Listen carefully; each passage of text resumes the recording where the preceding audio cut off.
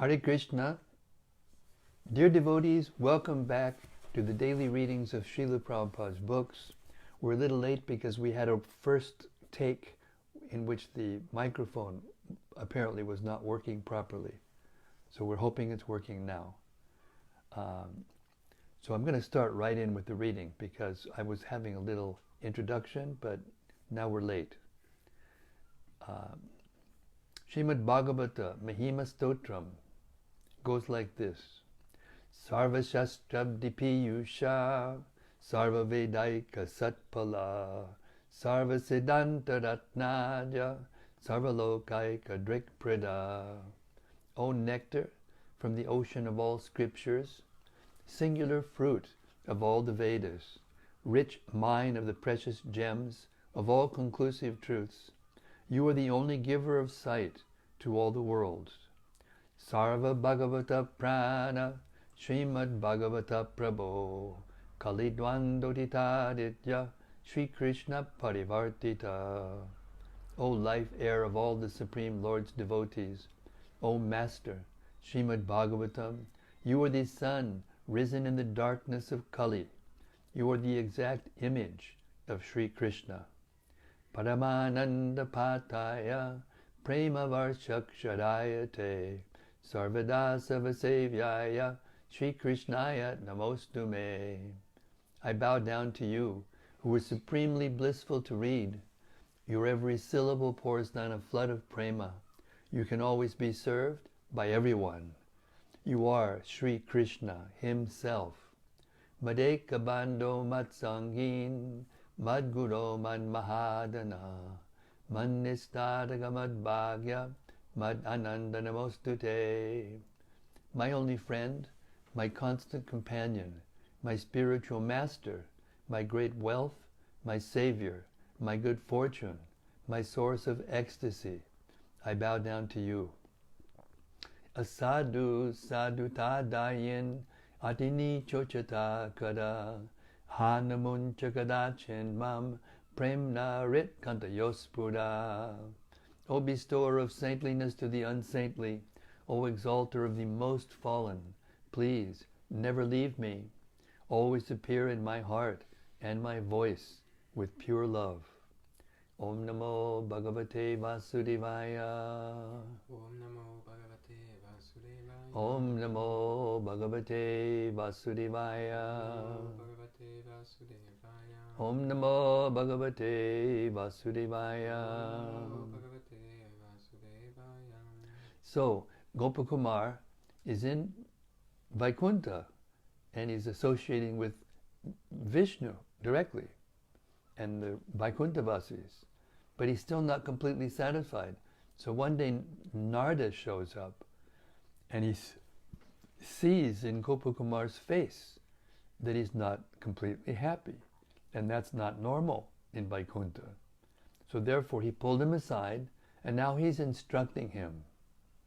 It's a deep instruction. It takes a lot of verses. We're starting with verses 161 and 162. This is Narada Muni speaking. Thus, although Krishna, his associates, and his abode are seen in various forms, in different places, and in dreams, and other special states of consciousness, they are with perfect consistency one, although many, and they are always real. When any one of his forms is satisfied, so too are all his others. Commentary. If one worships Krishna in any of his forms, whether they reside in Vaikuntha or in any other of his abodes, one satisfies all his expansions. All the devotees of the Lord's plenary expansions therefore have great fondness and regard for one another. Text 163. That one Lord of Vaikuntha, Sri Krishna, resides in various places and appears in many forms just to give pleasure to all of his multitude of servants. Commentary.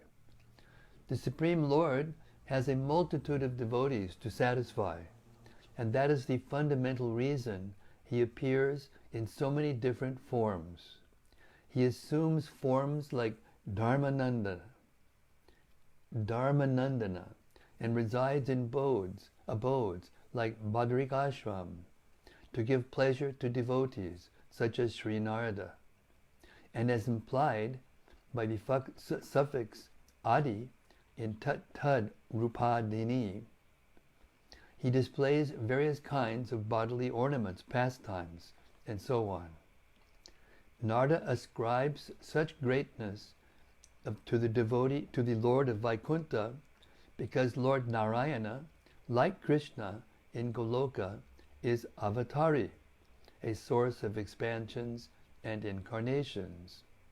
With this idea in mind, Narada in this verse calls Lord Narayana by the name Sri Krishna.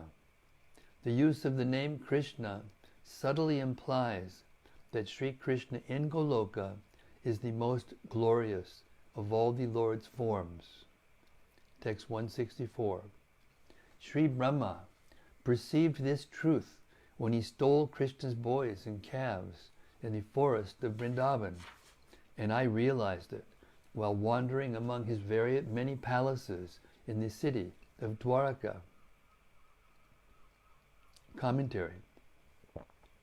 Narada now strengthens his presentation by citing the personal experiences of self-realized authorities, namely himself and his father, Lord Brahma. As described in the 10th canto of Srimad Bhagavatam, Brahma stole Krishna's young cowherd friends and calves. The one Supreme Lord Krishna then expanded himself into the forms of all the boys and calves, just to keep their mothers happy, the gopis and cows.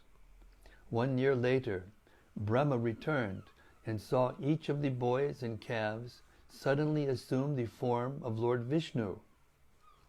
No one should think that only the original form of Krishna was real, and his expanded forms as boys and calves were mere reflections produced by Maya. Brahma's own perception contradicts that idea. The Vishnu Murtis all had eternal, unlimited forms, full of knowledge and bliss, and existing beyond the influence of time. Their great glory was not even to be touched by the jnanis engaged in studying the Upanishads. Bhagavatam 10, 13, 58. As this incident confirms, the Supreme Lord is always real, whether he be one or many.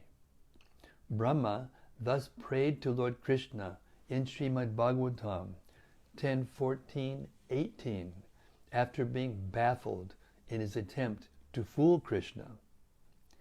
Have you not shown me today that both you yourself and everything within this creation are manifestations of your inconceivable potency?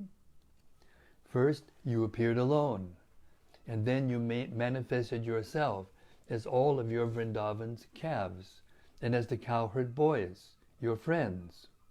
Next, you appeared as an equal number of four-handed Vishnu forms, who were worshipped by all living beings, including me. And after that, you appeared as an equal number of complete universes. Finally, you have now returned to your unlimited form as the Supreme Absolute Truth, one without a second. In other words, Brahma that day asked Lord Krishna whether Krishna had not indeed shown him the illusory nature of the material world. Krishna is personally present in this world created by Maya, which is insubstantial, like a dream or a flight of fancy.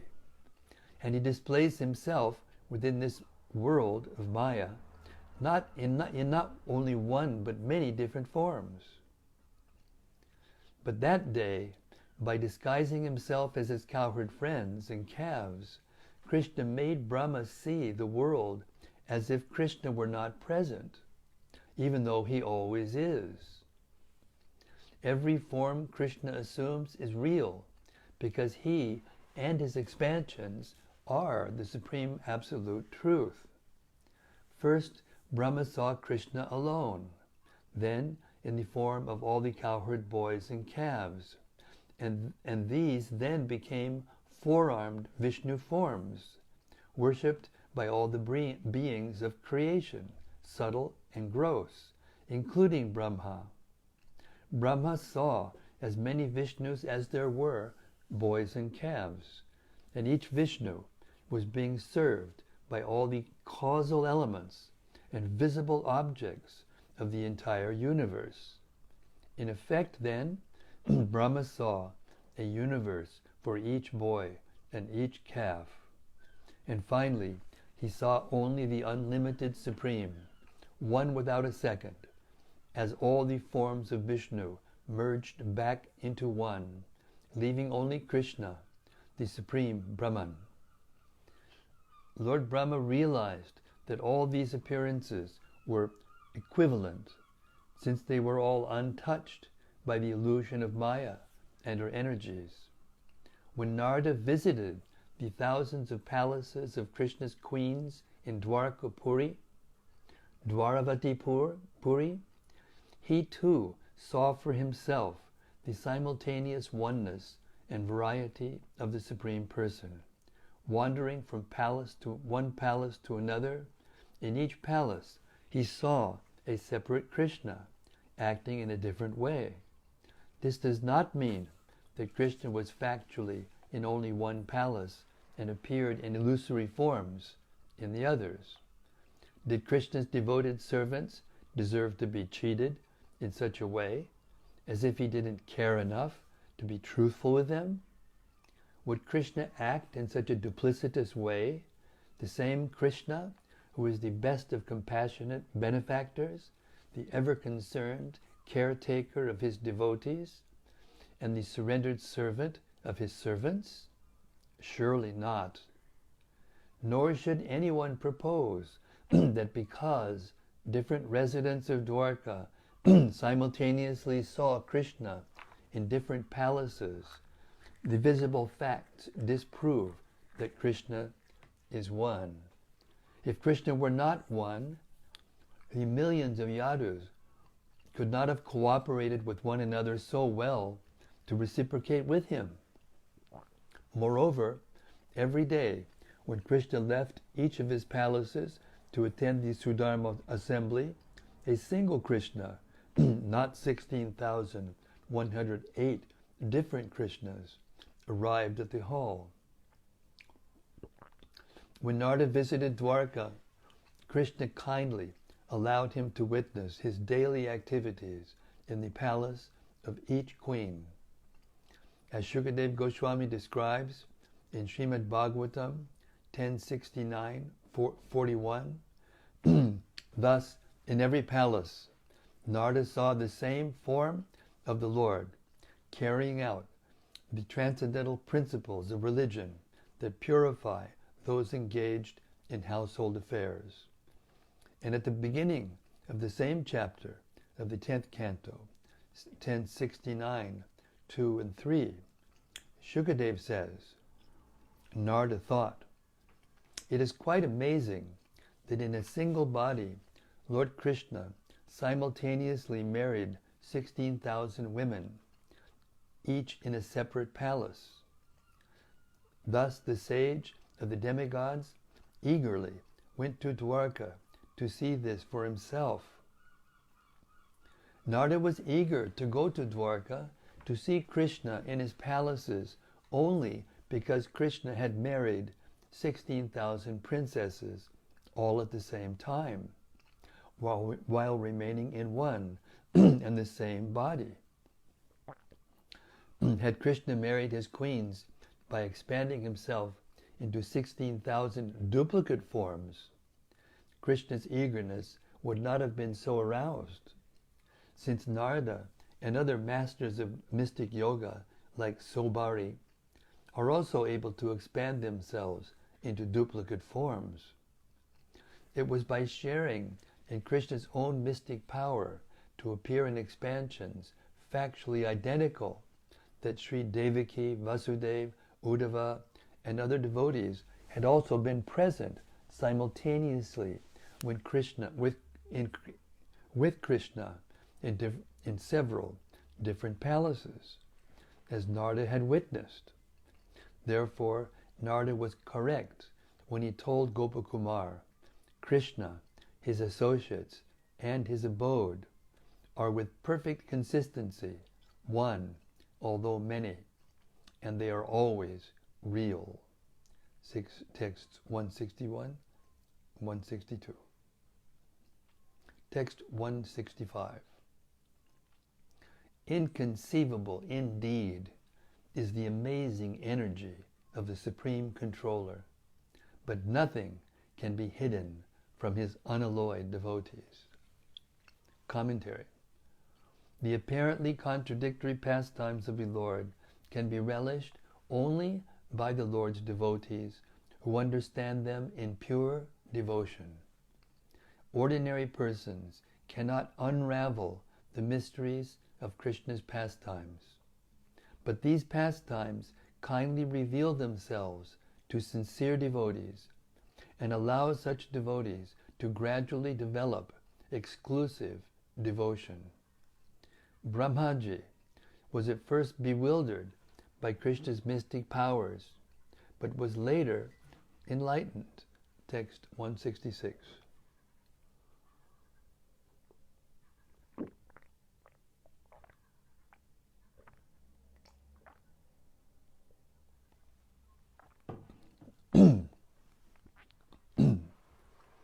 When the one Supreme Personality of Godhead simultaneously eats the items brought to him by thousands of wives, each wife sees that she has fed him first, and that the only offering he is eating is theirs. Commentary. This is a good example of the mysterious nature of the Supreme Lord's pastimes, an example taken from his loving dealings with his beloved consorts. The phenomenon described in this verse occurs both in Vrindavan with the gopis,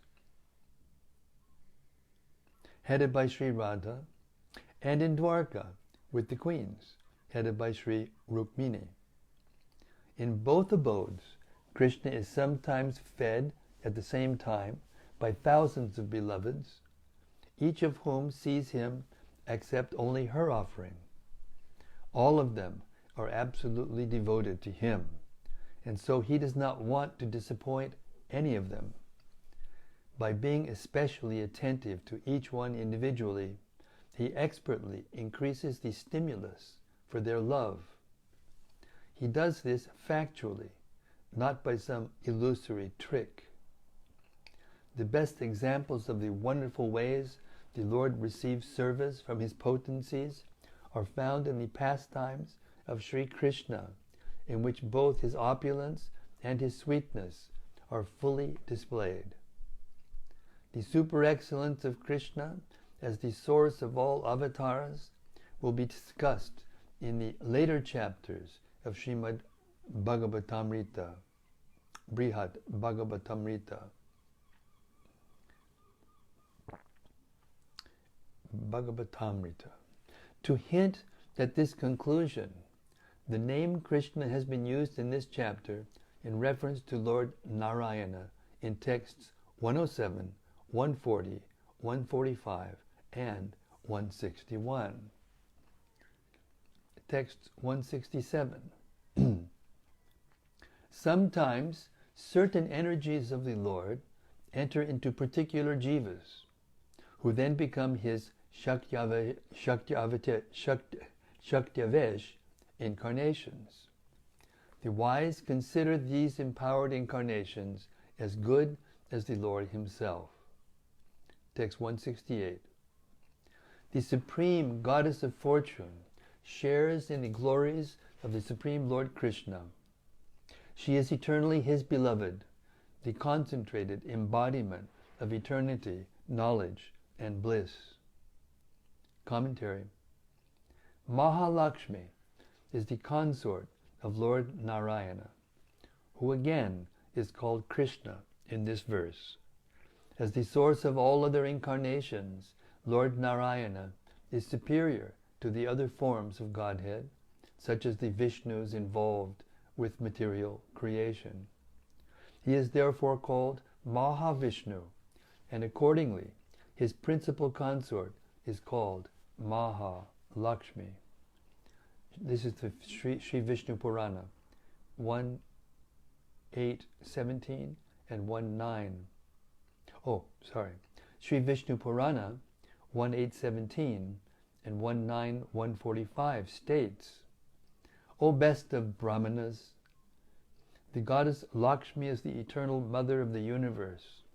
She never leaves the company of Lord Vishnu. Just as Vishnu is all-pervading, so is she. When he appears as a demigod, she appears as a goddess. And when he appears as a human man, she becomes a human woman. She accepts for herself a body that exactly corresponds to whatever body Lord Vishnu assumes. Text 169. She always resides on the Supreme Lord's chest and is fully dedicated to him. Her incarnations are non-different from her, just as Lord Krishna's are non-different from him. Commentary. On Swargaloka, and wherever else Lord Vishnu descends, the goddess Lakshmi joins him in her incarnations. Thus, having innumerable avatars, she is equal in status to her husband.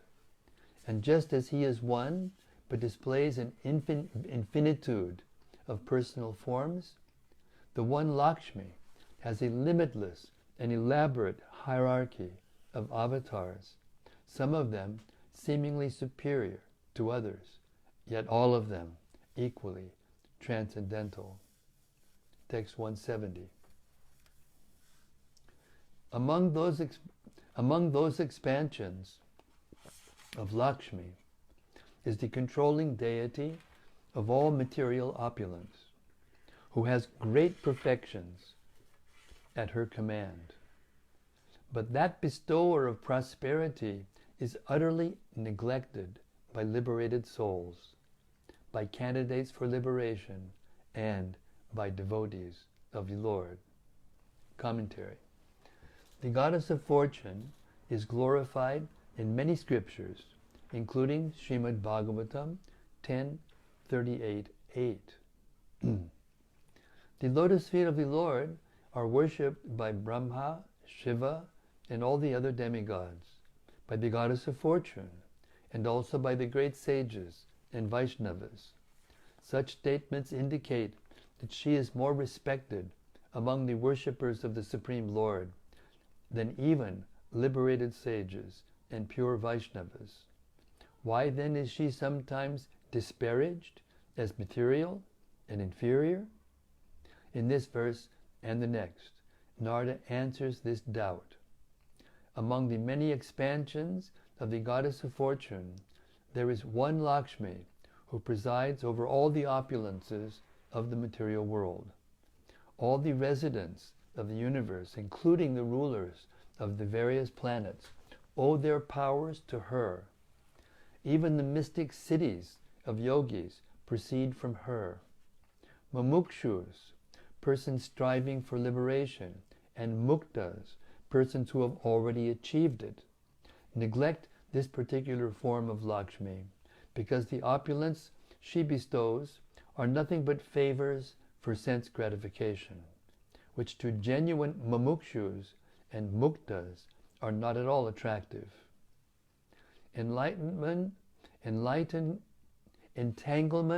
in mundane sense gratification is the main obstacle to liberation. Text 171.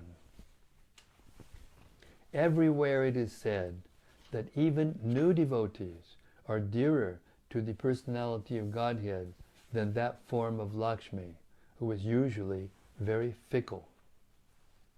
Commentary. According to the Puranas and other scriptures, Even neophytes, what to speak of mature, experienced devotees, are more favored by the Lord than is the material expansion of Lakshmi. Why? Because under the pretext that Durvasa cursed her, or on some other excuse, that Lakshmi is always disappearing from one place and appearing in another. Thus, at any moment, she can abandon persons who have taken shelter of her. Nonetheless, because she is an incarnation of Mahalakshmi, she has many of the exalted qualities of the original goddess of fortune.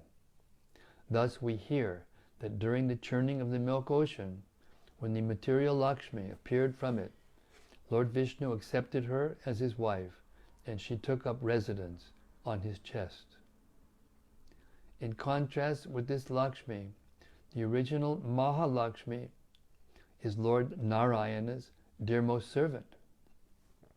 Always fully dedicated to his service, she remains on his chest eternally and is never fickle.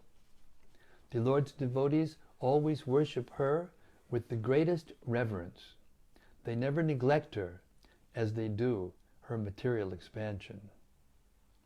Text 172. Similar to the original Lakshmi, you should understand, are the goddess of the earth and the other consorts of the Lord. For the Lord's creative energies are all of one category. Commentary. Narada took the liberty to digress from glorifying Lord Narayana into glorifying his consort. Now he digresses further into praise of all the Lord's personal energies. Dharani, or Bhumi, is Lord Narayana's second wife. There is one original, purely spiritual goddess of fortune, the Lord of Vaikuntha's most beloved, who is always present at his side. The other energies mentioned in scripture are all expansions of that original Mahalakshmi. Lord Shiva's consort Durga is also an expansion of Mahalakshmi, and so are Durga's multiple expansions with their various forms and names. The terrible goddess Chamunda, the wife of Lord Shiva's frightful expansion Bhairava, is also an incarnation of Lakshmi, the personal energy of the Supreme Lord. Text 173. Lakshmi is sometimes called by various terms as Maha Vibhuti, Yoga, and Yogamaya. Commentary. These words describe the goddess Lakshmi according to her various identities and activities.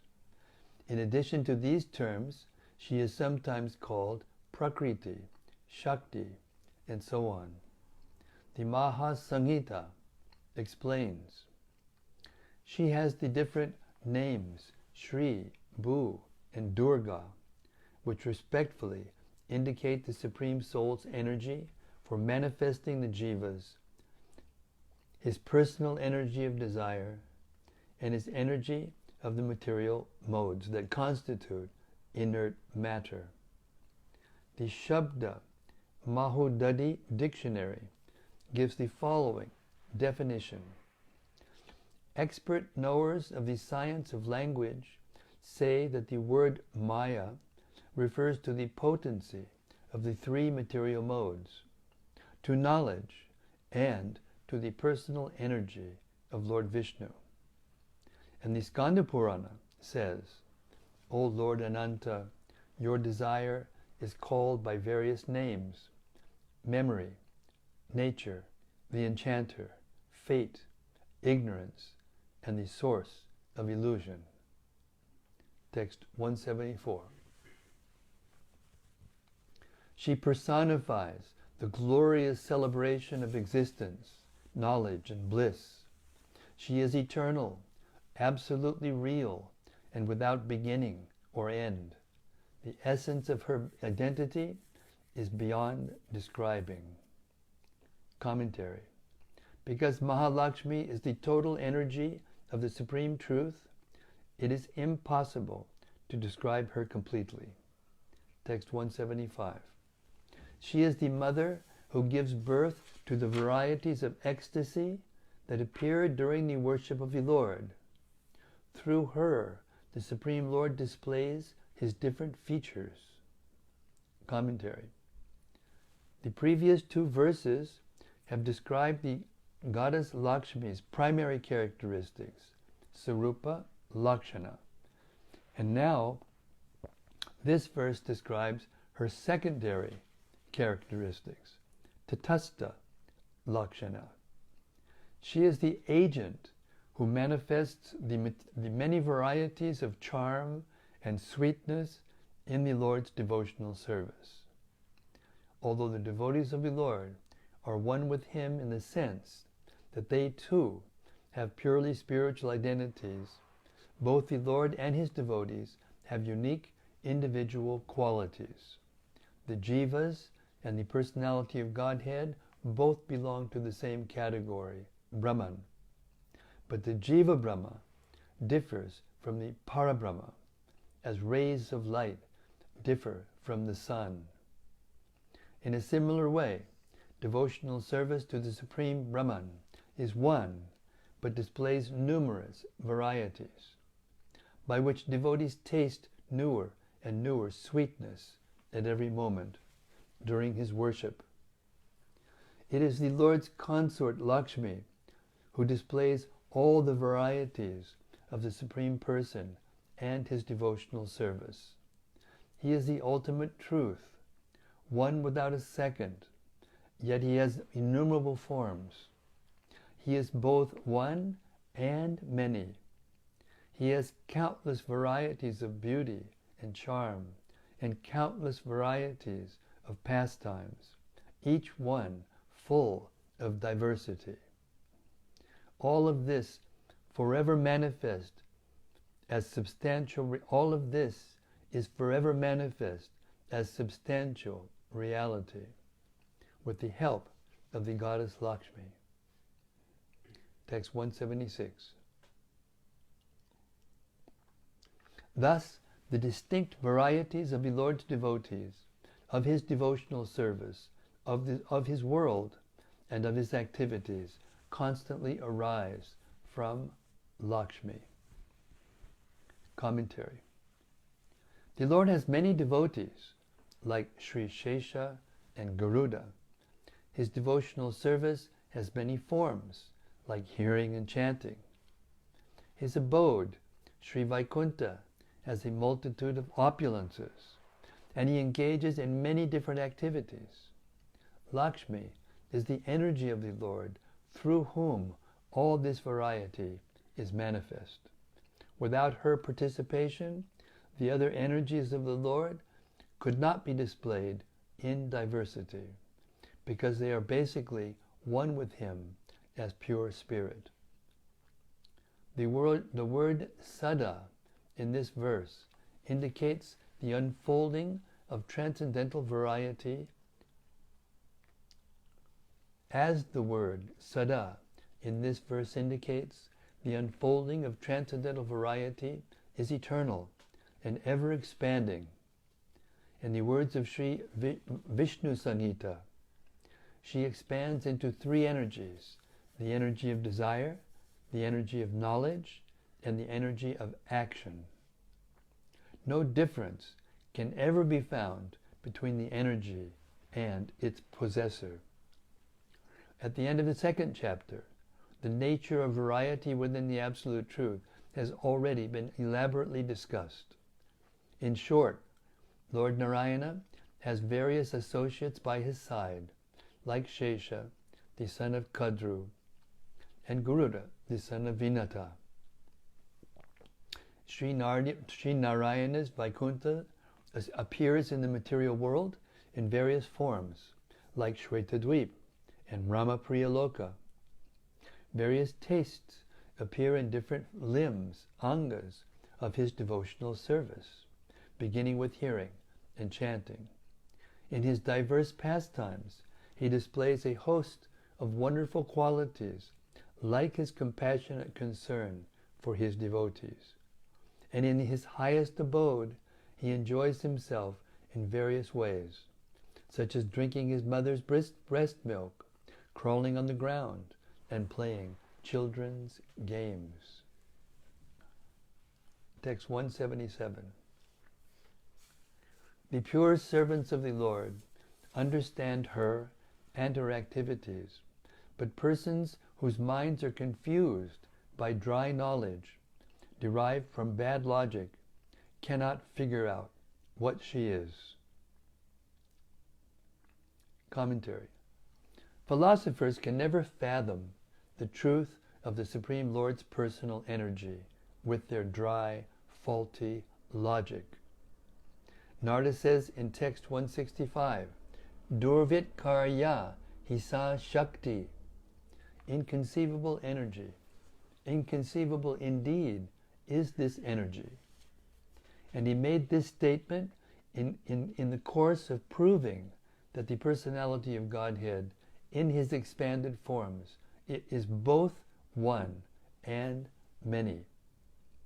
Now he extends this idea of inconceivability to all the varieties of spiritual and material existence, which without exception emanate from him. Text 178. Of the two divisions of the Lord's energy, the superior and the inferior, she is known as the superior energy. She acts on her own and is also called Prakriti, nature. Commentary. Authorities like Prahlad Maharaj have glorified this principal energy of the Supreme as his Para Shakti. In the Vishnu Purana, 119, 176, and 177, Sri Prahlad contrasts her with the Apara Shakti, the inferior energy of the Supreme. O soul of all beings, O Lord of the demigods, I offer my obeisances to that eternal but inferior energy of yours, who is the shelter of the material modes found in all created beings. She is devoid of variety and beyond comprehension by words and the mind. She delimits the knower. She delimits the knower and his knowledge. I offer my homage to her, the supreme controller of this world. The Supreme Lord's inferior energy, called Maya, who manifests inert matter, is beyond the range of words and the mind because she is devoid of material distinctions, categories, qualities, and so on. This is so because she is in essence an aspect of the Absolute Truth. Nonetheless, being the illuminator of all things, she manifests the difference between the jiva, who is the knower, and his knowledge. She does this the same way she illuminates the distinctions between external objects, like clay pots. Another way of understanding this concept is that the Lord's inferior energy delimits the jnana and the jnanis, the understanding of persons exclusively dedicated to theoretical knowledge.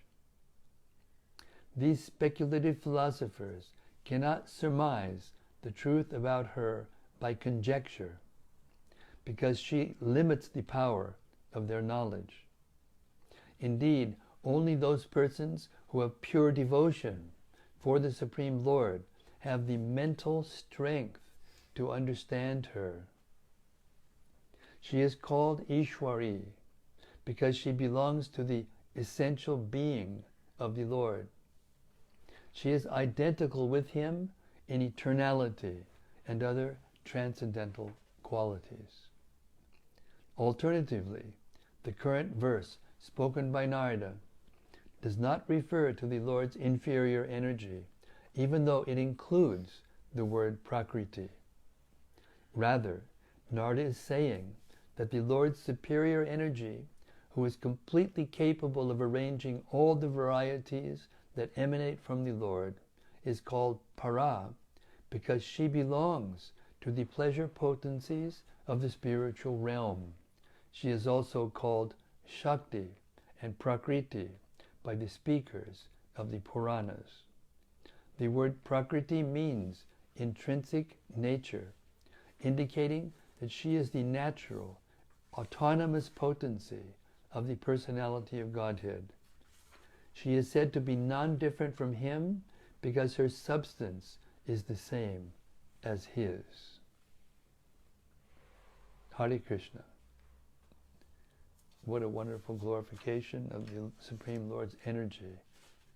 Mahalakshmi, of course, who comes from Radharani, the Supreme Goddess of Fortune.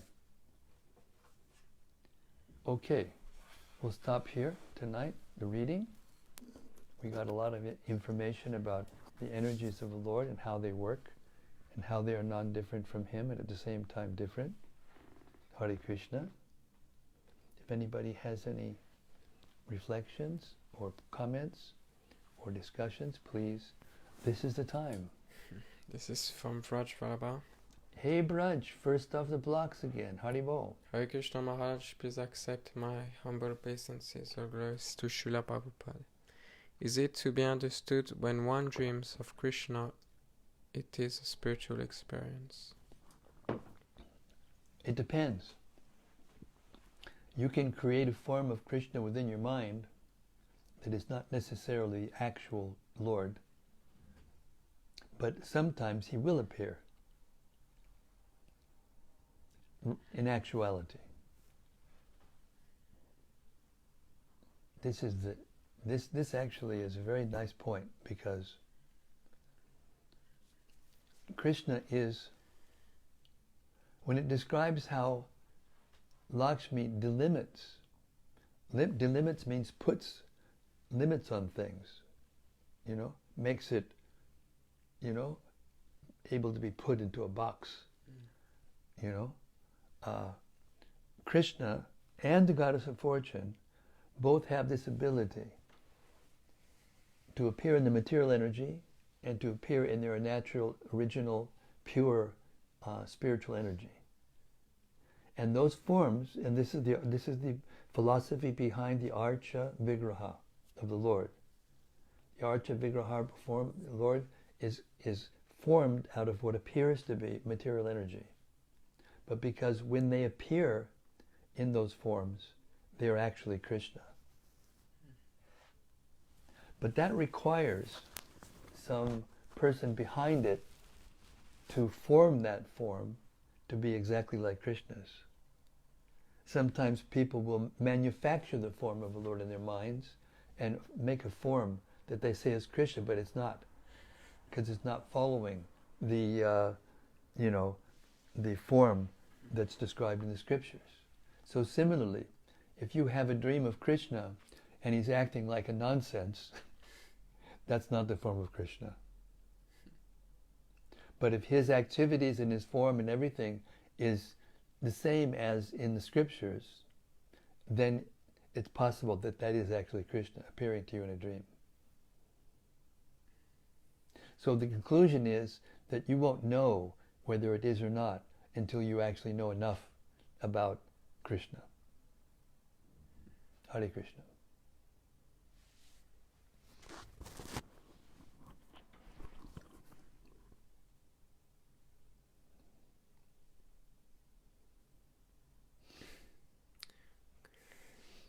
Krishna Primavati Devi Dasi. Hare Krishna Primavati Dasi. Krishna Primavati. Material expansion of Lakshmi. Question mark. Yes. That's Durga, the material energy. Is the material expansion Jiva Tattva? No. The Jiva Tattva is an expansion of Krishna. The Shakti Tattva is an expansion of Lakshmi.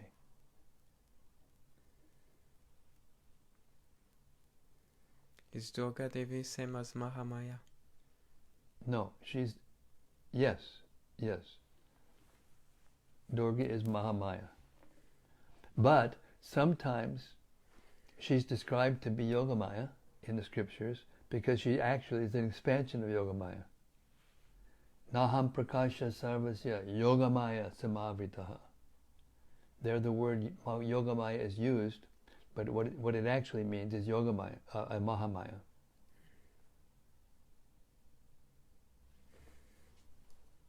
Yogamaya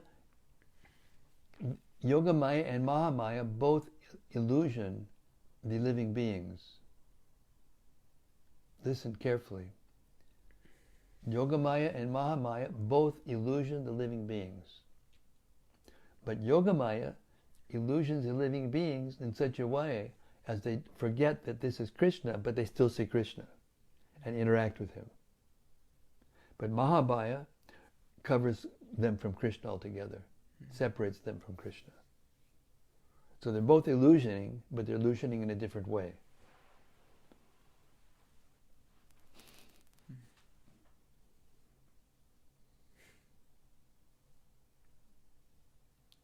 Hare Krishna. It's from Brhad Bhagavatamrta.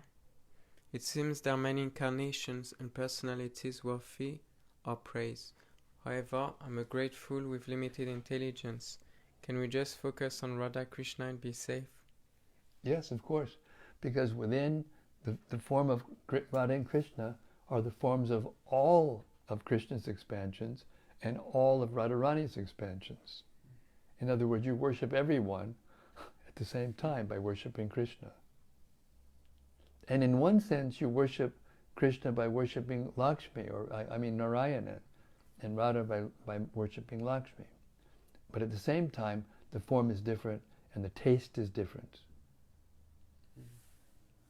So you get all the tastes that are in Krishna are in Lakshmi and Narayan, but not all the tastes that are in Narayan are there. In other words,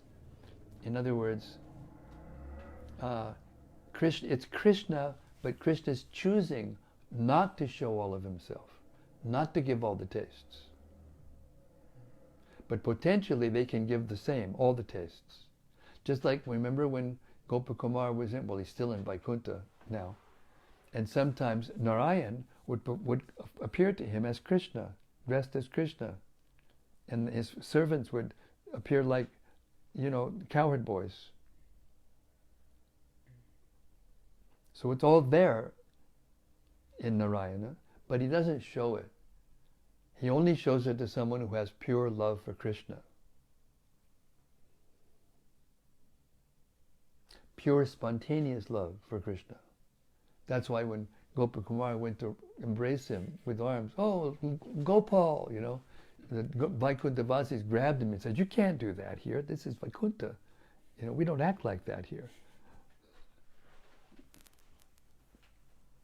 But that means that they couldn't see Vishnu as Krishna, but Gopakumar could, because Narayana was reciprocating with his love by showing his actual form, or the form that he loves the most. And that's the secret of understanding the varieties of Krishna's forms. He's exchanging with his pure devotees the mood in which they want him to appear.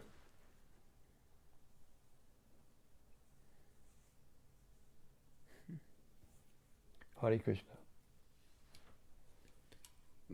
That's from Sudevi Dasi. Hare Krishna Sudevi, Hare Bol. Hare Krishna Maharaj, please accept my humble obeisances.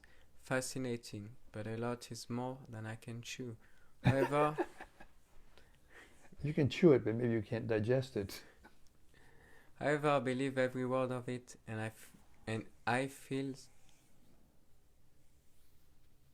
it fills my subconscious, and I find myself thinking about it a lot. Nice. I know nothing. That's the mystic power of devotional service. The more you know, the less you think you know. The more you understand, the less you think you can understand it. Because Krishna is unlimited and we're limited. So it's not necessary for us to become unlimited in order to understand enough of Krishna that we can be fully his devotee and attract him.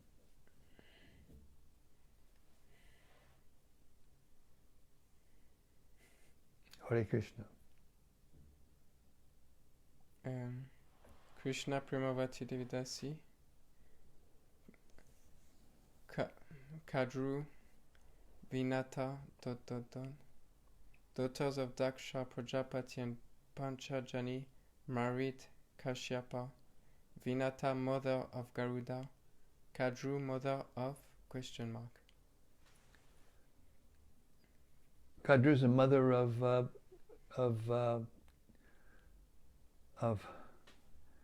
Garuda.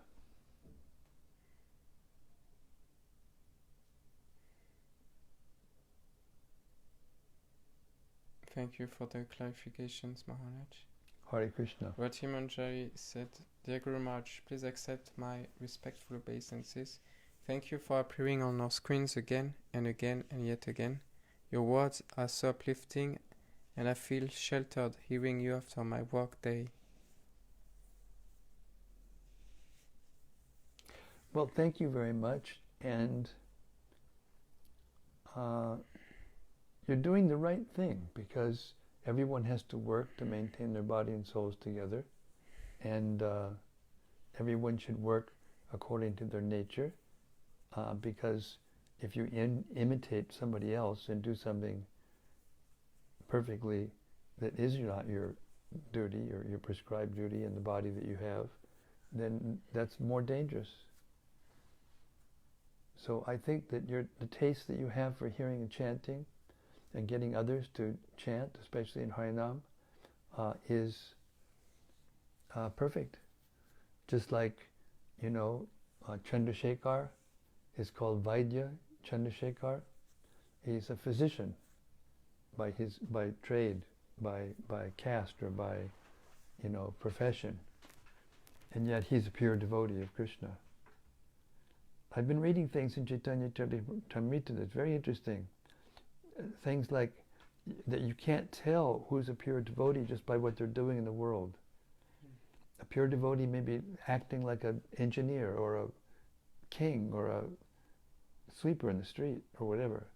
But if they have pure love for Krishna, then that puts them on a category of absolute devotional service, pure devotional service. It doesn't depend on the external activities. It depends on one's taste and one's internal desire, one's eagerness. And the way that you go out, Rati, and bring other people with you to do Harinam Sankirtan in all different kinds of situations is very exalted, actually. Even though you may think you're just a working mother, keeping your son together and this and that. That's not ordinary activity. You can't do that unless you're empowered by Krishna. Hare Krishna. Thank you so much, everybody. I really appreciate the questions and the comments and the discussion. It's expanding our consciousness, helping us to understand more and more about devotional service, which this particular verse, this particular text, Brhad Bhagavatamrta, does very expertly. Sri Brhad Bhagavatamrta ki jai. Samaveda Bhakta Vrinda ki jai. Gaur Premanandi Hari Hari Bol. See you tomorrow night. Same place, same time, same topic. Oh, and I wanted to make one announcement before we go. I changed my plans today, and I'm not going to have the surgery until sometime in May, probably around the 12th or the 18th of May, in order to give us enough time, Risika Shirmani and I, to do the proofreading of the rest of the Chaitanya Charitamrita, and hopefully the whatever dub-ins that need to be done that require my voice replace something, or that was not said exactly right, or to insert something that was revised, or yeah. So that's breaking news for whoever's interested.